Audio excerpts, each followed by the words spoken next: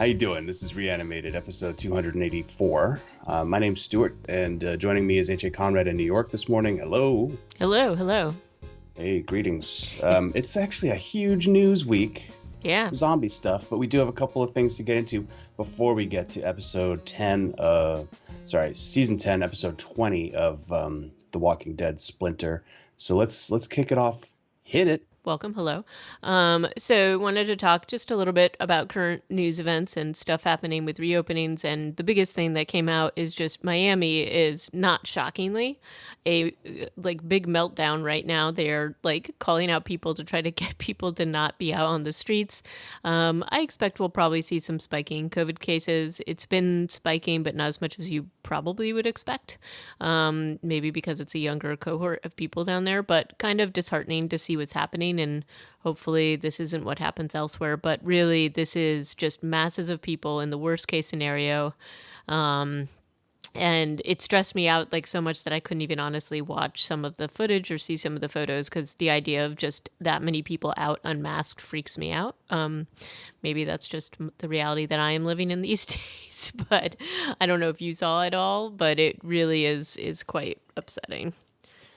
No, I don't have a lot of bandwidth for Florida right now. I'm just trying to focus on my sphere of influence. But I mean, I think that the big thing is if any of the to drive the variants and things like that, this is exactly the behavior that you don't want to see. So I'm just hoping that, and vaccine rates in Florida has not been, the rollout has been anything but smooth. So hopefully it will all be okay.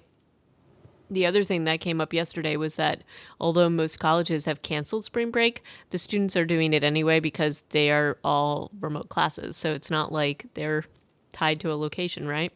Mm-hmm. So they're just doing it anyway. And, we're seeing more vaccines here in New York. I think just based on, they've now opened up or will be opening up all the pharmacies and things like that here had been only catering to teachers and people over, at this point, 60 years old.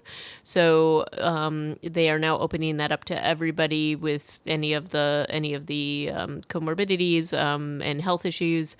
So, but that is supposedly going to I think they're probably going to open it up to everybody pretty soon. So because it's pacing with they're getting a lot more vaccine supply apparently, so it's pacing with the appointments.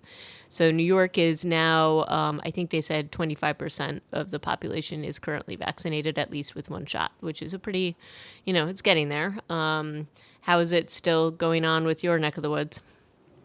Not much change. Still flat as far as what the county's getting. Yeah. And then my brother is out in Oklahoma, and the interesting thing out there is that a lot of the Native American tribes got an enormous amount of vaccine supply. They actually did a pretty incredible job rolling it out, but they had a lot left over, so they basically opened it up to anybody living within a certain distance from their tribal lands, which includes non-Native Americans. So my brother and his partner both got vaccinated yesterday because of that, and said his assessment, it was kind of, he said it was a little upsetting. He's like, because part of the reason he thinks that they have more is because people are just not as willing to get it there. And they were the only two people waiting for vaccines at the place that was clearly set up for thousands. So that's interesting. That said, happy that he and his partner got the first one. They got Moderna. And I don't know. I guess we just have to see how things go from here. But I'm wondering if that experience will be, different in states where there's less acceptance of the vaccine. But it sounds like your state could use with more, right? So, or at least your area of the California. Yeah. Well, they're trying to put it where it's more needed first. Right. So, and that's just. Everybody, of course, wants there to be just an exponential increase in availability, including me. But that's just not the reality right now. Right. So, however, well, that's all the updates as far as the COVID stuff, and I guess we'll see as things start to ramp up, and hopefully it'll get better. That said, we do have a lot of news. Some of our biggest news is good news for a former Walking Dead cast member, Steven Yeun. It was a We huge week for Steven Yeun I last week. mean, it's pretty awesome. Although I have to say, like them categorizing Minari as a foreign language film or like a foreign film was kind of stupid, right? Considering that it's an American production. He is nominated for an Oscar, which is awesome. Or the show is, and he is too. I thought, right? He's nominated for an Oscar for Best Actor. Right, That's where right, he right. is. That's So why it's big. I mean, I don't know about Minari. I haven't seen it. I didn't realize that they were calling it a foreign movie. I I don't know think that they they are. were, and then that is like not really the case. But anyway, but I'm psyched for him, and also he's got lots of stuff coming up. There is another show that he is gonna do with Ali Wan. It's a dramedy. So that's pretty exciting. I didn't necessarily see what the whole That announcement's really early days, but it was just released within like a day yeah. of Well, his Oscar nom, and so you're Well, just look, like, I oh think my they're God, trying to, yeah, they're it trying to hits drum the up some stuff, and I'm psyched for him because as yeah. I've said, I really have been kind of sad not to see him in more because I think he's an incredible actor. So, really happy for him, and I'm glad his star is finally getting recognized. Well, he had to go out after Walking Dead and do a bunch of different Yeah, stuff, right? And what we saw was Mayhem, but he's actually done a series of other like important movies and movies that would let him stretch his legs, and right. so that was all building up to this. And so I just think it takes time. You got to put in that time. You can't go straight from Walking No, Dead to you an got to put Oscar. in the time, but I mean, I just, for him, it's sort of like I think he is such a versatile and good actor that Yeah. I kind of expected to see a little bit. I didn't expect him to sign up for like another full-on series. I mean, come on, we both saw him in. I mean, that's the thing. He's been associated with some of the biggest series of all time, like Breaking Bad, Walking Dead. Wait, Steven Yeun was in Breaking Bad? Yeah, that's the whole thing. That was the whole thing where they like he's got a role in that, and there's this whole like conspiracy, this whole theory that that Walking Dead is actually a continuation of Breaking Bad, that Wait, he causes the zombie apocalypse with his drugs or something like that. Um, but in any case, I mean, he wasn't like his level of involvement in Walking Dead is obviously much larger. But I didn't expect him to sign up for like a really big series or anything like that. But I was hoping, and he has been. You're right, he has been doing like a lot of roles. But I just felt like he's such an amazing actor. I felt like he should have been more visible anyway. But in any case, it's happening. It's all happening for him now. he was not in Breaking Bad. What are you talking about? Wasn't he in Breaking Bad? No, he was not in Breaking Bad. Who was in Breaking There Bad? Were was they? nobody who was I don't know of anybody who was a crossover unless they're a very small part. But I mean, it was the blue meth that was the drawing, and the fact that they had a car that looked similar. Oh, maybe that's what I'm thinking of. But I And thought, Daryl told some story about a dealer he used to know that people thought was Jesse Pinkman, but there was no Steven Yeun physical crossover. They're all starting right, rumors. I don't think so. It's not in his filmography. All Okay, right. he went from Big Bang Theory to Walking Dead. Well, in any case, Big Bang Theory is also pretty good. I mean, unless there's a crossover there, that could be pretty interesting. Okay, you're right. It's the car. I'm starting rumors. So the other thing that I noticed, just as I was like perusing Amazon Prime, because I'm feeling like I've watched everything on the internet lately, and I saw that there was a trailer for Invincible, which I know is another Kirkman comic book project that's coming to, well, it's going to be an animated show, and it's coming out actually on March 26th. And then I'm like, oh wait, Steven Yeun is the voice of the lead character, Mark Yeah. Grayson, in that. And it's just like, holy crap, this guy is everywhere this week. Well, yeah, and And they that's should awesome. be. I mean, whoever his PR people are, they should be absolutely taking advantage of this. And that I feel like is very low profile. And maybe it's just because we have to see how good Invincible is before, Yeah. Or the Invincibles are before any people want to throw more light on Kirkman. Maybe his star has sort of faded since Walking Dead is in its 10th season and the book is no longer in publication. Yep. And in other news, Josie on Exorcist. There's a new show coming out from South Korea, set in the Joseon period, which is the same as Kingdom and the same as Rampant, I believe, was the movie we watched Yep. about it. And there's going to be politics and hats versus creatures that probably look like people, but these are people infected with like evil spirits, I guess.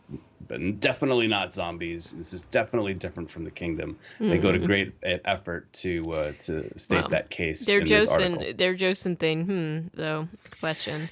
There's, Anyway, they yeah, just want those hats, I'm telling you. I'm pretty sure they're like, oh wait, those hats are really kicking off in the Cool. U.S. So Yeah, yeah. Then there's a couple of Walking Dead sort of announcements. One is there's a spin-off, but there's a pretty big spoiler in there. I don't know. Do we want to talk about the spoiler? It does we don't seem have to. We don't have to. I think that if we share this article link in the show notes, it goes with a caveat that there's some they're writing about some stuff in this article that I had no idea about same. from first half of Fear the Walking Dead, and so maybe you don't have to read the article. However, the big news here, and there isn't a lot of information out, and I would say watch this space for more information, Yep. is that Dead in the Water is a newly announced digital series spinoff from Fear the Walking Dead, and it is going to be set on a nuclear submarine at the beginning of the zombocalypse. And I Right. think that is a really cool premise, It is. Yep. and I'm excited to see what happens with it. I don't know if it's going to be an animated series or just a series of webisodes. That's what I mean when I say there's not a whole lot of information out there. A digital series. I don't know what you think that means, AJ. Yeah, it's unclear. I don't know if they mean that's just not like I felt like maybe webisodes too, but unclear. So we'll see. I hope it's a little more than just webisodes, because those, I mean, yeah, sometimes they release like 10 episodes, but each of them are 30 seconds long, and I don't see why Yeah. I don't know. I would rather they did something a little more beefy than that, but we'll see.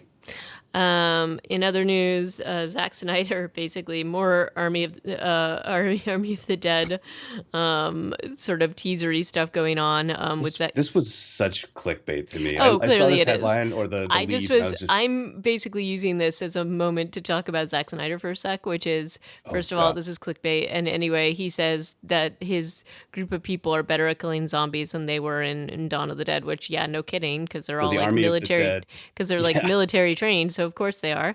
In Dawn of the Dead, it was like Ving Rhames and then a couple of mall security guards, a nurse, Yeah, and then like some like just random I think cities. it's pretty clear that they wouldn't be quite as good at zombie killing as these other folks. But I use this as an excuse to bring up the fact that the whole 4 hour Yeah, dude. Justice League thing that I came watched out. it.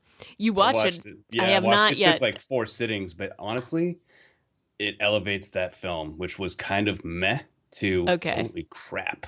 Okay, so maybe I will do it. That was part of my excuse for bringing this up, was just to bring up Zack Snyder. We saw the 4 hours thing and just couldn't dive into it, so I think maybe we might do it, but we'll do the same thing in 4 sittings. So anyway, It's and separated kind of into chapters now too, if you watch it on HBO all Max, right, which I think is the only place to see it. all right. Well, maybe we'll do it then. And then The last, but weirdest thing though, it's in 4:3 resolution. that's weird. It's really weird, and there's a little note at the beginning of the movie that's like, this is presented in Why would they ratio do four that? three to preserve Zack Snyder's vision. What vision is that? All I'm saying is it kind of works. By the All end, right. you don't even notice anymore. Still. Okay. Well, in any case, there's that. So I will circle back once I finish watching that. And then last but not least, this interesting combination. The First We Feast. They're doing a Walking Dead inspired cooking show. With With Walking Dead actors, yeah, doing the cooking, right? yep, doing the cooking with Honestly, sign me apocalypse up. I am with so here for apocalypse this. inspired dishes, which I'm like, all right, I'm gonna totally watch this clearly. So The anyway, promotional art for this is Kari Payton cooking outside also. And I yep, was like, yeah, I let's can do deal with this. that. Yeah, yeah. So anyway, so that's exciting. So that rounds up the news for the day. And again, sorry for retrofitting Stephen Yeun into Breaking Bad, but really, honestly, it would have been a better show with him in it, as any Of course show it would would be. have. And Yes. just saying, like, I am, all on board the Stephen Yeun train. In any case, the next episode, or the next recap we are doing right now is Walking Dead, episode 20 of season 10, called Splinter. It is directed by Laura Belzy and written by Julia Rookman and Vivian see, and it is very much a. Am I? Did I misread that or so? I'm farsighted now, It's so I'm trying to read same. this for where Yeah, I'm you from. got it. You got it. Old age, folks, old age, just setting in. In any case, this is a princess focused episode. And again, we're seeing some of the decisions, and I'm guessing this is probably going to last most of the season. But this is basically, sort of the hoops they have to jump through probably because of the COVID stuff. And I actually thought that it was, did you see the after commentary with Angela? Yes, yes. And there's like a couple of shots in there, and you see some of the walkers, and the actors are actually wearing masks, which I'm sure that, because they have to CGI their faces afterwards or whatever. But it's just interesting. Masks. They're wearing Oh like yeah, yeah. COVID masks. They're wearing like N95s during Yep, their yep. during the While scene. they're with yeah, so it's kind of interesting just to think about the production issues, and then even what they were talking about. Angela Kang was talking about how, they actually did have this. The main set was a boxcar, but they also built the set on a soundstage so that they could like air it out, and the actor wouldn't just be stuck in this like sort of narrow space with the crew members. Can you imagine shooting in a boxcar in Right, Georgia? right, Like how much cast and I mean, there's not much cast in there, but the crew right. and the cameras, the equipment, ugh, no thank you. So yeah, Well, I feel like exactly. And the that way was this a small is price to pay probably for the right, episode. and the way that this is shot is very close up to her. She's doing a Yeah. lot of work. Dude, this actor, what's her name? Paola something? Yes, She she is incredible. she is just like swinging for the fences in this episode. I think it's such a powerful acting workshop for her. And when you watch the Angela Kang commentary at the end too, she just continues to underline, like she shows you a couple of the scenes where you're like, oh my god, yeah, she was totally working in this episode. She goes from crying to, and you see her whole like inner the wheels moving in her head, and it all happens on her face too. It's just incredible. It's Paola Lázaro. Yeah. And she is a Puerto Rican actress, and so this is, I had not seen her in anything else other than this. So this was sort of my first interaction with her, first thing I've ever seen her in. But she's fantastic. And this, I mean, I liked her in when they introduced her character, but this was just an incredibly difficult task, and she kept it going the entire episode, because this is basically like, there are definitely parts where she's acting with other people, but for the most part she's just on her own. Yeah. So that was pretty cool. And I feel like there's definitely just such a range with her, where she really gets this character and has absolutely figured out who this person is, and it's not an easy person to portray in the way like that she does. So for those of you who haven't seen it or need a reminder, so this group came across Princess.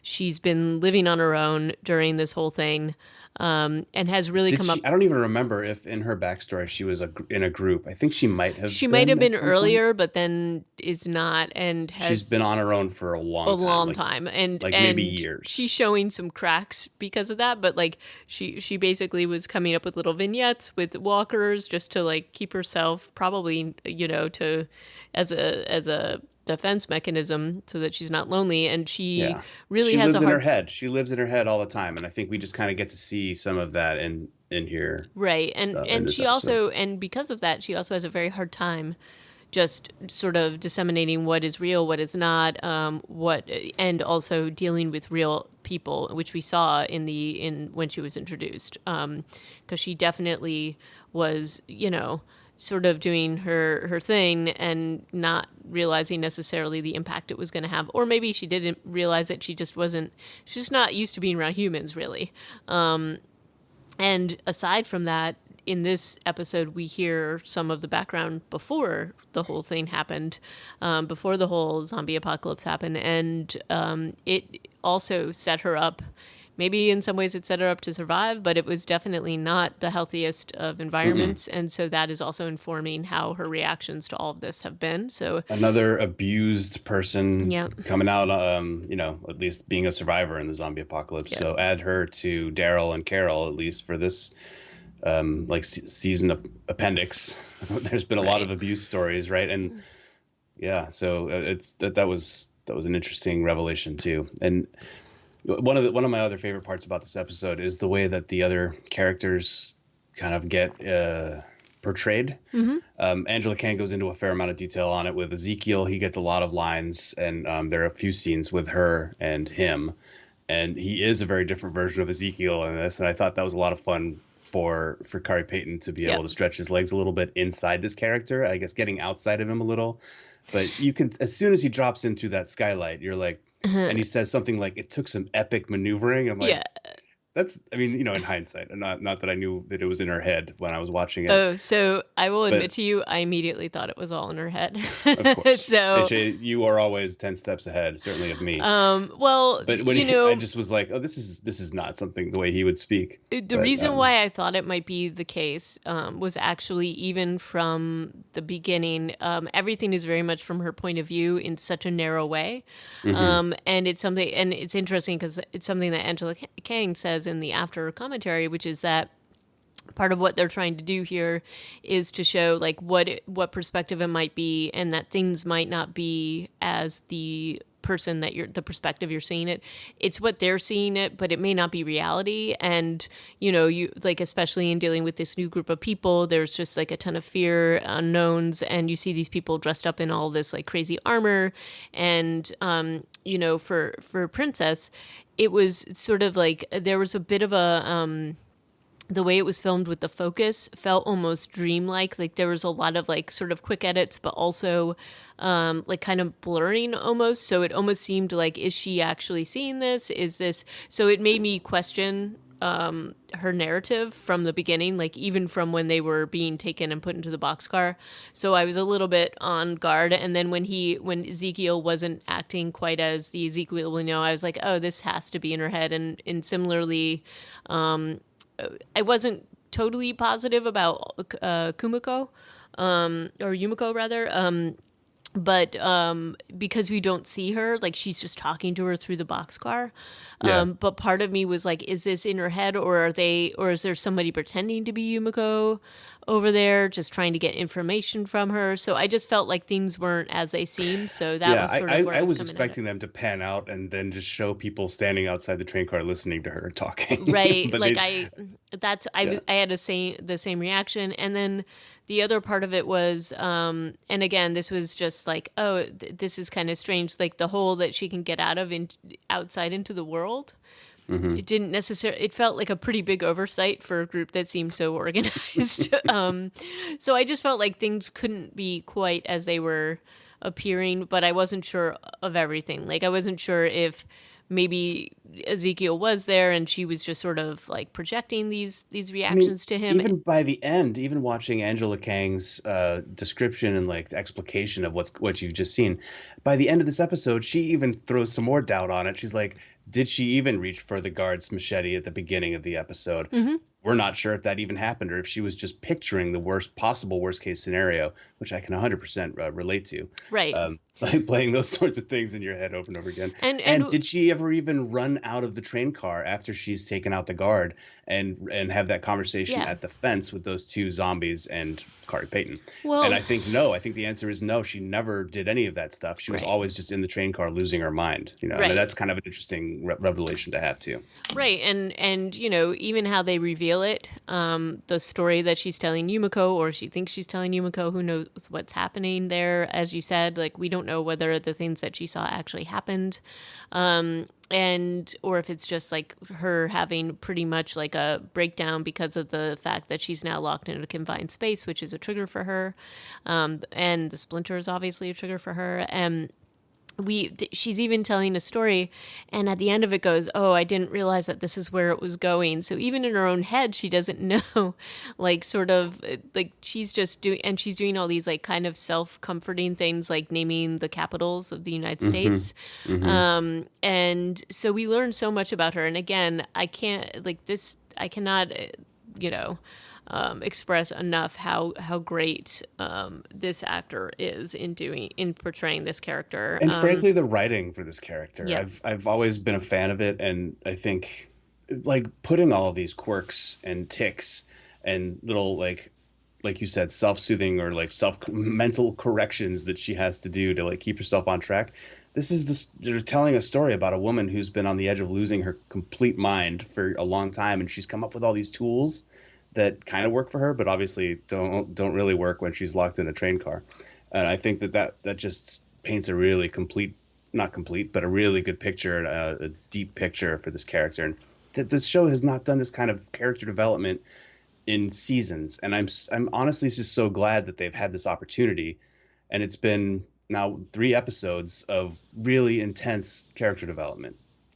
Right. Maybe not so much in the first episode. Well, and then the other thing, I've read Paola Lazaro's biography, and now I'm like kind of sad because apparently she was one of the artists in residence at the Atlantic Theater Company here in New York in like 2017, and she's a playwright as well, and a lot of her characters are pretty in depth and are layered like this. So maybe this has given her, she seems to be like have a good base of playing these complex characters that are both like steely and survivors, but also very vulnerable and having these defense mechanisms that don't always serve them as well as you would hope. But now I'm just sad that I missed some of these plays that she did. But in any case, I think that the other thing I'm impressed by in how she is portraying this character and how the writing, I think you're right, the writing is incredible, but for an actor to have this much energy and to keep that energy going, we have seen places where this has absolutely failed, where it's just really a slog to watch this. I didn't feel that at all with this. And yes, she is interacting with others, but the majority of this is just kind of her in her own head. And having to show the audience all of those things. And she does it with not like the writing is very good, but she is also doing just an incredible job at shifting like her mindset. We see all of these things and you can imagine how it would be like even up to the point where when she's imagining herself outside of the boxcar with Ezekiel and she's making a choice to come back. We see the walkers dressed up like she did in like where they found her. So it's a really interesting episode to me. It's probably, honestly, it's one of the better episodes I think I've seen. So I'm really, and I'm loving the stuff that they're showing with this character. And again, the other piece of it is that the troopers, there is just this distrust, which you would imagine, and then there's this also question, which I think Angela Kang brings up in the commentary after as well, which is who is the good guy, who is the bad guy? Is it we've seen. This is an age-old question on this show, right? Right. But are we the baddies being the primary question? That right. But I mean, we've seen in the last 3 episodes the characters exploring this question, especially just in terms of what happened with the Whisperers, what happened with Hilltop and Alexandria, what's happened with Negan, for example, and it's an interesting theme to be exploring here, and so. If you step back, you can definitely see, well, maybe they are evil and maybe they are doing like terrible things. Or as the trooper is telling her, maybe they're trying to protect people because they're very organized and they have to be very careful about who they invite, much like our Hilltoppers and Alexandrians have been. And, like remember when, when the last episode where we have the questions about who who they are as a people and what they're willing to do, and the game of Russian roulette, and it's an interesting thing to examine. So I really enjoyed this episode. So definitely excited. This season overall to me has been just totally. I've liked every episode so far. Yeah, yes. And one of the questions I had to keep asking myself as I'm watching this was, like, they didn't think they were going to get an opportunity to tell this story. And so this is like new created content I feel like they did in the writer's room ahead of season 11, because that story is going to pick up from some sort of like subsequent interrogation with the stormtroopers. And so they came up with this story. And I think that was an interesting way to develop a character. Like, they took the opportunity to develop Princess while not really derailing their meeting up with the Commonwealth or whoever the stormtroopers are going to end up being part of. I assume it's the Commonwealth, not knowing the story of the written plot. And I just think that that's like what an opportunity for the writers' room, and Right, to come up with a totally new way of telling this. And I think in a very, way, in a way that isn't gonna like vastly change the way season 11 is gonna be told. I guess is kind of what I'm thinking about too. Like they just have some wiggle room here, and so right. they're using it to do for character development and to introduce new characters. Like every episode, except well, this episode, the young stormtrooper guy, we don't know if he's going to be a repeat character at all, but every other Hmm. episode so far we've been meeting new people, and that's been kind of like wild to me too. Yep. Yeah, no, I've been enjoying that as well. And, you know, I do even think with like the interrogation and the way this was shot and just coming up with new ways to tell this story and having to work around those restrictions, I think they've done an amazing job. And I think it's been successful. I mean, we all know the reasons why they're doing this, but I think there are probably ways that you could there are ways that you could have fallen down with this pretty easily, and we've seen a little bit of that with other shows. So I think that this is I've been truly enjoying it. I would again, she is an actor I would love to see in so much. Like now I'm like, oh, she's doing Walking Dead, let's see what else she can do, because I don't know how long lived this is going to be, since Walking Dead is starting to sort of wind down and there's spin-offs, so maybe she'll be part of that effort, who knows. It would be Yeah. cool if she was, though. That's all I can say. Yeah, So, and who knows? I mean, Angela Kang is going to be the showrunner for the Daryl and Carol spinoff. yeah. So I've seen anyway, and I was doing some back reading on Angela Kang, just because she has like completely turned around the show. I think for us, since she became the showrunner, and because didn't she become showrunner in season 9, or was it just this season? I don't I thought remember she came anymore. showrunner in season 9. Maybe I'm wrong. Either way, like since she's come on board, it's been a palpable difference, and Yep. we what I say come on board, that's not even accurate, because she She's actually been on wrote board. Yep. she wrote episodes for season 2. Yep. And at No, some she's point, I been. feel like HA, it would behoove us to do an episode of our podcast where we just look at the episodes of Walking Dead that she's written, Yep. and I think it would actually tell a very interesting story about her impact on this show, because I think she's written, just looking back at her film, like her title credits, she has written some of the most interesting episodes of this entire Oh, show. yeah. Even in the bad seasons, Uh-huh. she was responsible for some of the good episodes. And I'm sure there's some clunkers too, because nobody's perfect. But like this was her second job, Right. Walking Dead, when she started in 2012 or whenever, 2011 maybe, for season 2. She had done, she'd written on Terriers, which was a really funny show that only lasted a season and a half.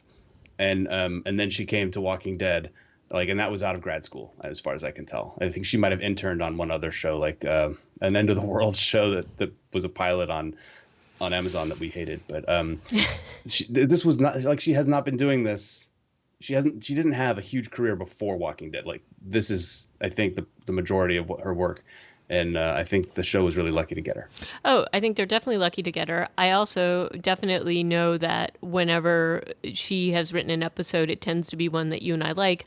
I will say that there have been some clunkers, but I don't think that was basically, or I don't think that was her fault, because basically she had to write it within whatever structure and Gimple storyline gave her. they were going Yeah. for at that time. So she wasn't the showrunner. I personally think that her her thought process, her vision for the show is definitely in line with one that I agree with, which maybe is why I enjoyed so much. But I just think that she's so much more consistent with how she portrays the characters. She definitely has a sense of who they are. We're not seeing a ton of retrofitting going on with the stories she tells, and I would say there's just not a laziness to the storytelling that we've sometimes seen in other things. Yeah. So, and I would say that, you know, she basically she had done some stuff. Like, I mean, she did a little bit of stuff with like Grey's Anatomy and stuff, but as like That's right, Grey's formal. Anatomy too. But that was like very much like she was like an intern or whatever. But clearly, she is an extraordinarily talented person, and she really, I think, has changed the tenor and quality of this show in a good way. And as far as I'm concerned, she should show run all this, all the things in the Walking Dead universe. Though I know she wouldn't be able to. So I'm excited to see what she does in terms of some of the spin-offs, but at just a huge fan on from my point of view. I am just like Yeah. all Angela all the way. So, and I've also been really enjoying her commentary for the season. It's been kind of cool to see her vision and her thoughts and some of the Oh, things that totally. went behind it. I think it's enhanced my enjoyment of the show a lot. So it's kind of cool to hear her talking about it. And I think one thing that is absolutely clear whenever she does talk about it is how excited she is about the show and how much she loves it, which Yeah, is she doesn't appear to be speaking from a teleprompter. I don't know, no. maybe she is, but it Yeah, I seems like don't she think just has so. all this ready to go up at the top of her dome. She's just like, "Yep," and then this happened, and then we were talking about this, and this is great, and look at this character. And it's like, yeah, man, I feel your energy. Yeah, no, it's fantastic. So I just and I feel like that's exactly what this show needs. And look, this show is like 10 seasons in and we're still talking about this and enjoying this so much. I think that that speaks a lot to the vision that she has. Angela, team Angela all the way. Team Angela for sure. Well, I think that probably brings us to the end of what we're going to be talking about today. It was like you can't talk too much about this episode because so much of it did happen in her head. There wasn't a lot of yeah, there weren't a huge amount of pieces to this episode, even though it was a regular length episode. We did really enjoy it. It's just I think it's a little difficult to break down Right. I mean, I beyond think what we've talked about. yeah, and I think one last commentary on it, comment on it is just in terms of the princess character and how the other characters, because she's sort of like projecting what her own sort of struggle in her head is in terms of what she should do, not do. She's an impulsive character that just has like this really well honed survival instinct, and so you know but she also understands, or some part of her understands, that this impulsivity could cost cost her and her friends if she does things wrong. So she's sort of like Yeah. fighting with that stuff. So that's kind of the way it plays out, I think, is pretty interesting. So definitely, if you haven't seen this yet, watch it. I might even watch it again because it's just kind of interesting. Yeah, it's one of those psychological ones you Right. might need to watch twice. But they did the intro voiceover again, which you and I have been a little back and forth This on. one I felt was good, though. This It one was was very on this, target. Yeah, and the video also because, matched the voiceover, and they did right. show you the fact that she has made other decisions that have negatively impacted the group Right. before. And so this episode is a lot about her like second guessing herself, right? Yeah. Right. And the other reason I think that this voiceover to me was made a lot more sense, aside from the fact that they actually matched it correctly, is that Yeah. we haven't seen these characters yet this season, and it's been a while since Yeah. we've seen them. So I think it was helpful to have a slight reminder. And Eugene has to be like, "Hey, we don't even know if we've beaten the Whisperers." Like that's how far out of Right. everything Right. they are. Yeah. Right. The other comment I'll make about that though is just the Eugene, the thing that still bothers me about their whole journey and their search and Eugene's trust in Stephanie. Hmm. Just really still doesn't sit well with me, but They but the, they spoke on the radio a lot, but it is a uh-huh. little bit like Alicia talking to Jack. I don't know if you Yeah, remember I remember. that relationship. Yeah. Yeah, so that was a radio only relationship where two teenagers, or at least she fell in love with him when really he was just trying to be a pirate, Yeah. and it worked. I think that was Yeah, I the think first I time they think lost their I boat. feel like the rule of thumb should be if you can't see the person, probably there should be a big hearty grain of salt you're throwing in the mix to try to anything that they say, and you should Yeah, be approaching anything cautiously, which is, anytime you can't see who is speaking, there is a level of question in my mind and distrust that like similar with Yumiko, like you don't want to like unless you can see the person, let's just approach the situation cautiously, I suppose. But in any case, I'm interested to see how this story plays out. I think they've set it up pretty well, so really excited to see the rest of the season still. So, totally. any other additions? Any other? Just want to throw a shout out to friend of the show Kevin, who sent us an Yes. email with another recommendation. So we'll put that on the list, and I Yep. appreciate that. We'll get around to that French film, and props to you out in Placer. Yeah, no kidding. And if you have any comments, or if any of our listeners have comments about this episode or The Walking Dead in general, if you're Team Angela and want to talk about how great she is, feel free to send us an email at reanimatedpodcast@gmail.com. You can leave us a note, reanimatedpcast. Sorry, that's the Twitter thing. Sorry. Send us an email, reanimatedpodcast, or sorry, kill me. Oh, God. I'm just need more coffee today, man. Sorry, let me start this from the top. So if you're a listener and would like to send us an email, leave a comment, you can do that on our website, reanimatedpodcast.com. You can send us an email, reanimatedpodcast@gmail.com, or you can tweet it at us, reanimatedpcast.com. And we'd love to hear your comments on this particular episode or the show in general, or Team Angela. If you're on it, we love her. If you don't like her, I don't really want to hear about it, but I guess I'll listen to you anyway. If you have some well thought out critical response to Angela Kang's show running, we'd be open to hearing it, but we'll probably disagree with you. Agreed. But in any case, looking forward to reviewing the next episode. And until next time, ciao.